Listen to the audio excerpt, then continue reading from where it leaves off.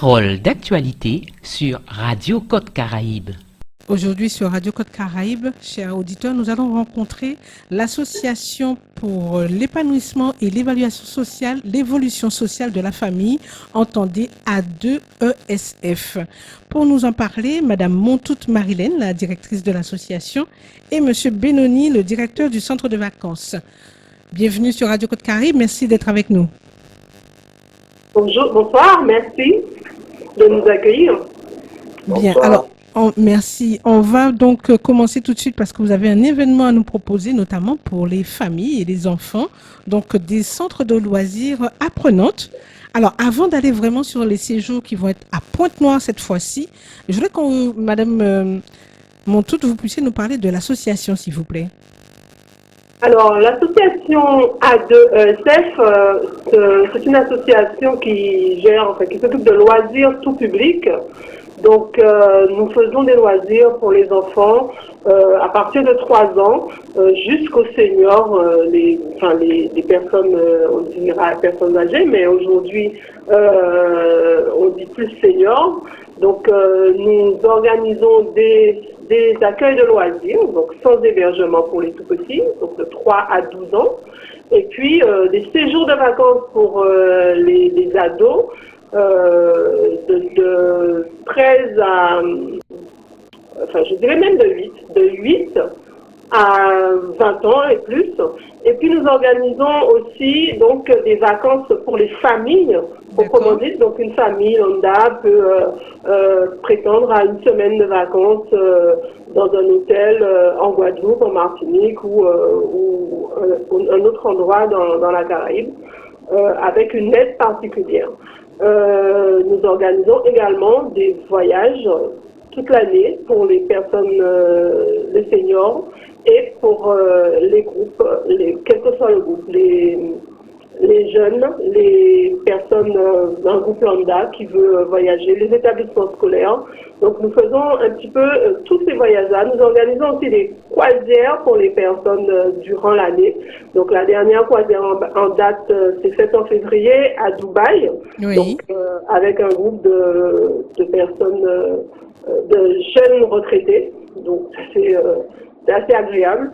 Donc voilà, donc c'est ce que nous organisons un peu sur toute l'année. D'accord. Durant les vacances, comme ça, la période estivale, juillet-août, nous focalisons sur les enfants, puisque bien évidemment, ils ne sont pas à l'école, donc besoin de non seulement entretenir l'esprit vif, donc, et en même temps de passer des vacances agréables, d'où les colos apprenants. D'accord. Alors, justement, quand je me suis un petit peu renseignée sur votre association, il y a 2 termes qui m'ont un petit peu interpellée et je voudrais bien que vous puissiez nous expliquer qu'est-ce que vous entendez par là. Alors, j'ai noté militantisme et engagement social. Pouvez-vous nous expliquer qu'est-ce que vous entendez par là? Alors, notre association s'engage vraiment à aider les personnes qui à faible revenu, les personnes qui n'ont pas vraiment les moyens de faire les choses que toute famille fait généralement. Par exemple, partir en vacances en famille, beaucoup de familles guadeloupéennes n'ont pas la possibilité de le faire. Donc, Oui. nous leur proposons des aides, soit avec la CAF, soit avec l'Agence nationale des chèques vacances, ou alors des subventions que nous pouvons acquérir sur avec d'autres collectivités. Donc, pour leur permettre à eux de bénéficier autant qu'une autre famille de vacances, parce que pour nous, on a un leitmotiv. Les vacances chez nous, c'est pas un luxe, mais c'est un besoin. Voilà, ça fait partie de la vie, et toute famille devrait pouvoir bénéficier de cela. D'accord, très bien. Et voilà. Alors, mais vous avez choisi quand même le militantisme. Le militantisme. Alors, nous essayons, nous, en tout cas, de faire en sorte que les valeurs ne se perdent pas. Nous militons vraiment pour que nos valeurs à nous, que nous défendons, donc la laïcité et bien d'autres, soient respectées. Parce qu'aujourd'hui, les valeurs se perdent.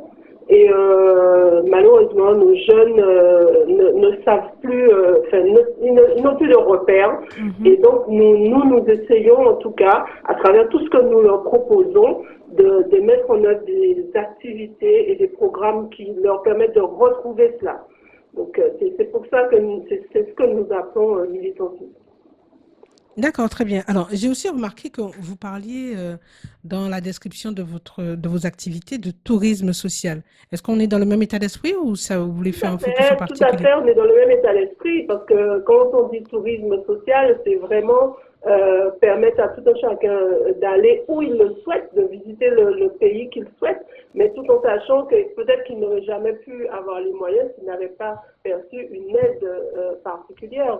Donc, d'où, par exemple, les croisières que nous faisons avec les seniors, nous allons chercher des aides à droite à gauche parce que nous voulons que les personnes puissent découvrir le monde. On a des personnes qui partent à la retraite mais qui ne sont jamais parties ailleurs qu'en Guadeloupe. Après, je ne dis pas que moi j'adore ma Guadeloupe, mais c'est bien aussi d'aller voir ce qui se fait ailleurs et de revenir enrichi. Donc, c'est d'où le terme tourisme social, c'est vraiment aider les autres à partir et pour mieux revenir. D'accord, très bien. Et aujourd'hui, vous avez une équipe de combien d'encadrants ou d'accompagnateurs, pardon? Alors, faut savoir que nous sommes sur les deux territoires, donc nous travaillons avec la Martinique, avec une association qui s'appelle Génération Céphase, qui existe depuis 30 ans. D'accord. Nous existons depuis 10 ans. Donc, 10 ans cette année, vraiment, 2024, ça fait 10 ans. Donc, nous sommes, j'ai envie de dire, une trentaine d'encadrants depuis le début, entre A2ESF et l'association basée en Martinique. Donc nous sommes une trentaine de militants, mais nous avons chaque année de nouvelles personnes, telles que M. Benoni, qui nous rejoignent pour œuvrer dans ce que nous faisons tous les jours. D'accord. Alors, j'ai vu que vous proposez donc des accueils de loisirs sans hébergement, mais aussi ce que vous appelez les ACM. Quelle est la différence entre les deux? Alors, un ACM, c'est un accueil collectif de mineurs. Donc, ACM englobe accueil de loisirs, séjour de vacances. Donc, tout ça, c'est un ACM. Mais un accueil de loisirs n'est pas forcément un ACM. Un accueil de loisirs, on dit accueil de loisirs sans hébergement. C'est-à-dire que l'enfant arrive le matin, il passe sa journée d'activité et ensuite le parent le récupère en fin de journée. Donc, l'ACM, ça regroupe les deux. Donc, le séjour de vacances, par contre, les enfants sont accueillis le premier jour du séjour. Les parents les déposent sur le lieu où nous sommes. Ils restent avec nous pendant une quinzaine de jours et puis après, le parent les récupère après le séjour, le dernier jour. D'accord, très bien. Donc, j'ai vu qu'effectivement, toute l'année, vous êtes actif auprès des enfants, auprès des familles, avec notamment des activités périscolaires. Est-ce que vous pouvez nous en dire un peu plus? Alors, les activités périscolaires se déroulent avant la classe, entre midi et 2, et après la classe. Donc, on accueille, pour les parents, par exemple, qui ne peuvent pas emmener leur enfant à l'école parce qu'ils commencent très tôt, nous accueillons les enfants à partir de 6h30. Donc, on les accueille, on fait des activités avec eux et on les emmène à l'école. Ou alors, ça peut se faire aussi sur les établissements scolaires directement. Ensuite, entre midi et 2, on les récupère. Ils ont un repas chaud, entrée, plat, dessert. Et puis, ils font aussi des activités après le repas. Et puis, on les ramène à 14h ou 13h30, ça dépend des lieux, à l'école. Et puis après, on les récupère à 16h. Et à ce moment-là, moment de détente, jusqu'à ce que le parent vienne le récupérer. Donc là, nous sommes ouverts jusqu'à 18h. Nous accueillons jusqu'à 18h. D'accord, très bien. Alors, ce que je vous propose à ce stade de l'interview, c'est qu'on va marquer une légère pause et puis on reviendra juste après pour faire un focus justement sur ces deux colos apprenantes que vous nous proposez, cette fois-ci à Pointe-Noire, à la découverte de la côte. On marque une légère pause et je reviens vers vous. Parole d'actualité sur Radio Côte Caraïbe. Oui, vous êtes bien sur Radio Côte Caraïbe et nous sommes toujours donc avec l'Association pour l'épanouissement et l'évolution sociale de la famille, donc A2ESF, basée donc à Bémao, mais qui propose 2 colos apprenantes à Pointe-Noire à la découverte de la côte. Alors, Monsieur Benouni, c'est à vous cette fois-ci, puisque vous êtes directeur de centre de vacances. Vous allez donc nous expliquer quelle est cette proposition que vous faites aux familles. Oui, bonsoir. Alors, effectivement, l'association propose 2 colos apprenantes. En fait, j'oserais dire 4, puisque 2 au mois de juillet et 2 au mois d'août.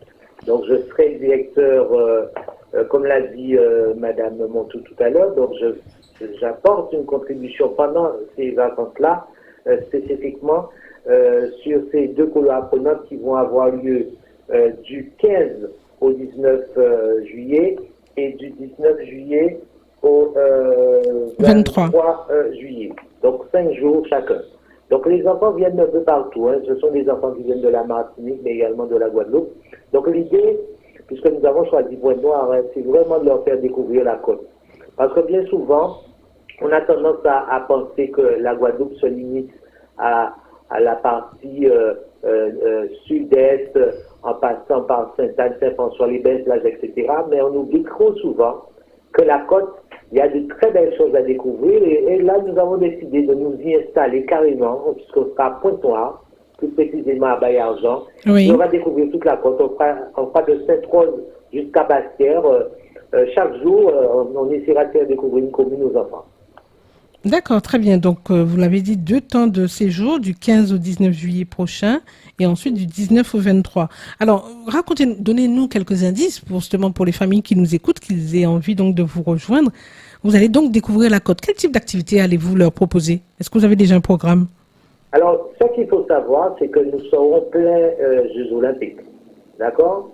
Donc, volontairement, avec mon équipe, on a décidé de ne pas seulement se focaliser sur les Jeux Olympiques. Mhm. Mais, bien évidemment, filigrane, il y aura pas mal d'activités qui vont tourner autour des Jeux Olympiques, des Jeux. Notamment, on va leur permettre de découvrir des jeux en temps longtemps. On va fabriquer des jeux, mais également ils vont jouer à des jeux comme le cerf-volant, Ika, Ipaka, etc. Puisqu'on a même prévu une journée traditionnelle. Et dans cette journée-là, il y aura le manger traditionnel. Lors de cette journée-là, il y aura des contes le soir, etc. Et on a prévu l'ouverture également sur des jeux actuels, puisque nous savons que nos enfants sont friands de tout ce qui est jeux vidéo, etc. Mhm. Donc, il y a tant de jeux vidéo qui seront prévus où les enfants vont se challenger et pourront comparer entre les jeux d'antan et les jeux vidéo. Mais au-delà de cela, nous, ce qu'on souhaite vraiment, c'est que les enfants soient des touristes dans leur pays. Donc, ils vont découvrir des endroits que peut-être qu'ils n'ont pas l'habitude d'aller. Par exemple, ils iront à l'habitation Côte-sous-le-Vent. Les enfants de la Martinique ne connaissent pas. Nos enfants de la Guadeloupe qui nous viennent de la Grande Terre, puisqu'on va beaucoup axer notre campagne sur les enfants de la Grande Terre, mais également les enfants de Pointe-Noire. Justement, je lance un appel aux enfants de Pointe-Noire pour qu'il y ait un mixage, un mélange. Les enfants de Pointe-Noire qui connaissent Pointe-Noire, quand je dis Pointe-Noire, de la côte bouillante et les habitants, etc., qui connaissent peut-être déjà ces lieux-là, ils vont entrer en liaison avec ces enfants-là pour pouvoir faire découvrir leur coin, faire découvrir leur espace. Puisque nous, ce que nous voulons vraiment prôner, c'est l'amitié entre les enfants. Ce sont les valeurs de l'Olympique qu'on va essayer de développer pendant ce séjour-là, mais à travers le pays. On ira au parc Aquacole. C'est un endroit que j'ai découvert très récemment. Ah oui, le parc Aquacole qui va proposer aux enfants, qui se trouvent à Pointe-Noire d'ailleurs, aux enfants de faire de la pêche. Les enfants pourront repartir avec des poissons. C'est un lieu que j'ai découvert qui est extraordinaire, comme beaucoup ne connaissent pas. Nous aurons également faire découvrir aux enfants la maison du cacao, un endroit quand même qui est très prisé. Effectivement, et déguster le vrai chocolat. Voilà. Donc, il y a un certain nombre de lieux que, bon, le programme n'est pas exhaustif, mais des endroits que les enfants qui ne connaissent pas ou bien qui connaissent mais qui veulent redécouvrir pourront découvrir. Très bien. Alors, en termes d'organisation, si j'ai bien compris, à ce moment-là, parce que c'est un séjour, c'est la colo, ça veut dire que les enfants sont donc hébergés et ils sont avec vous donc H24, c'est bien ça? Ah ben oui, puisque c'est une colo, terme restée, hein, parce que maintenant on dit centre de vacances. mais la formule qu'a retenue l'État, le gouvernement, c'est colo-apprenante. Je pense que depuis l'épisode Covid, c'est un dispositif qui a été lancé pour permettre aux enfants de partir en vacances, mais également d'apprendre des choses. Donc, cette formule est assez intéressante. Bon, malheureusement, elle ne dure pas longtemps, puisque la formule permet aux parents qui n'ont pas beaucoup de moyens de faire partir leurs enfants pour on va dire pratiquement 0 €, qui ne payent pas grand-chose. Une partie pour 50 €, vous imaginez, c'est pratiquement donné. Donc 50 € pour des familles qui n'ont pas les moyens, puisque la colo-apprenante a été vraiment mise en place pour ça, pour des familles qui n'ont pas vraiment les moyens, et c'est de permettre à ces enfants-là de partir pour 50 €. On va dire peut-être 10 Alors, € par vous avez dit jour, tout à l'heure que vous allez proposer donc des activités sportives, mais aussi culturelles et également artistiques. Tout à fait, puisque le principe de la colo, c'est le soir, on se retrouve entre nous autour d'une veillée, ce qu'on appelle une veillée. Et chaque soir, il y a une veillée, il y a un thème.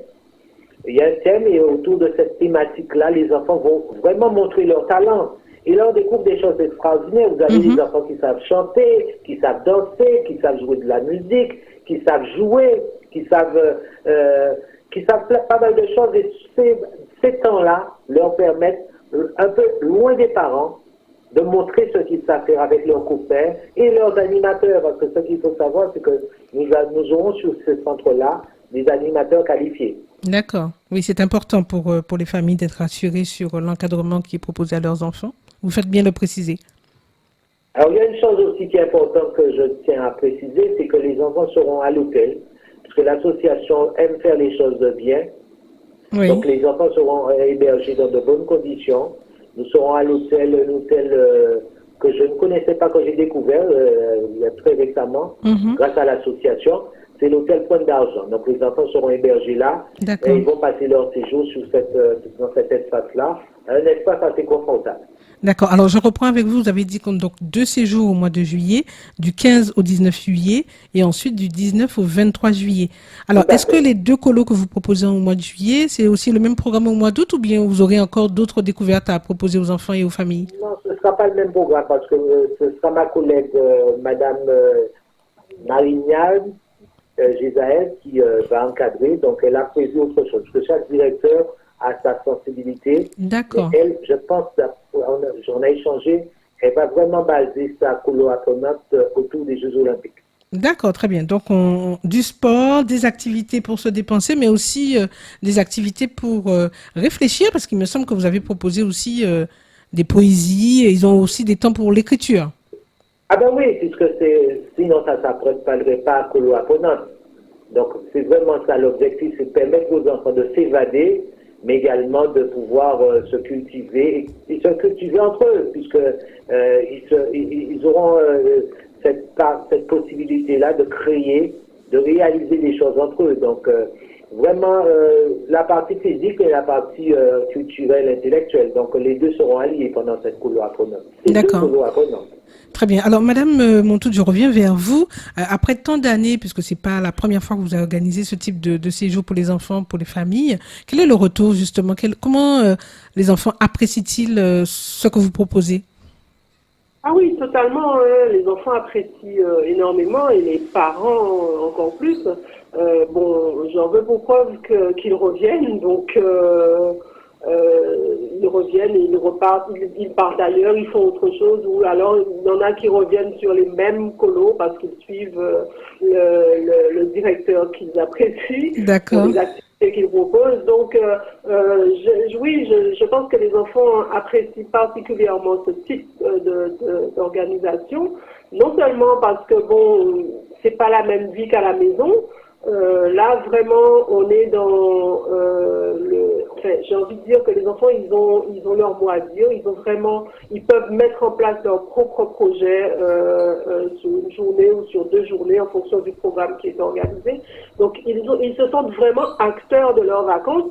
Et ça, je pense qu'il n'y a pas mieux pour séduire des enfants, parce que À la maison, c'est vrai qu'on a toujours maman, papa pour dire bon, ben faites comme ça, on fait comme ça, je veux pas que tu me fasses ça, c'est normal. Bien Mais en sûr. même temps, c'est vrai qu'en colo, on a beaucoup plus de loisirs de faire, de proposer, même si ça reste cadré par des adultes, mais on écoute vraiment la voix des enfants. Très bien. Alors, est-ce qu'il est encore possible de prendre des informations, de s'inscrire? Je vous laisse nous donner un numéro de téléphone. Alors, il est encore possible de s'inscrire. Alors, nous sommes au 0590 41 0015 Oui.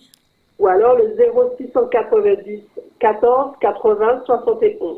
D'accord. Donc, on a dit le 05 90 41 0015 pour Oui. encore vous contacter et les familles peuvent encore inscrire leurs enfants.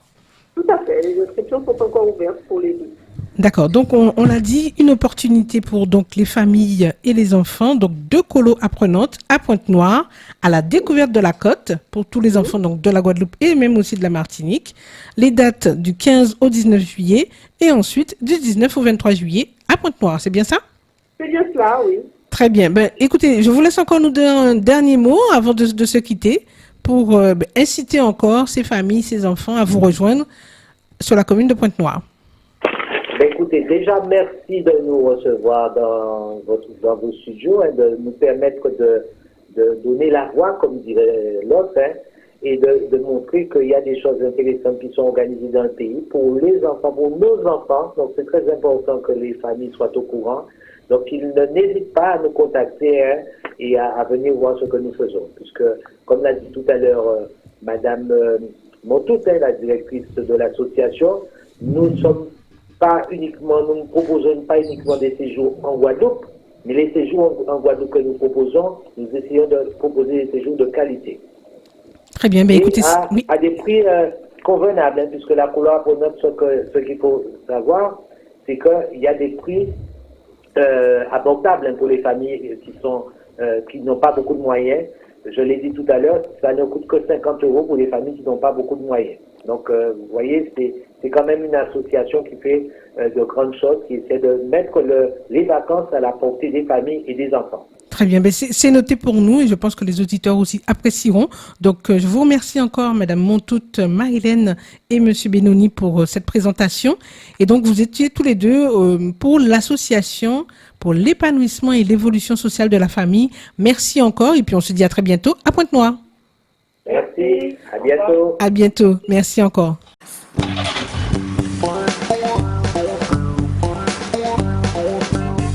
C'était Parole d'actualité sur Radio Côte Caraïbe.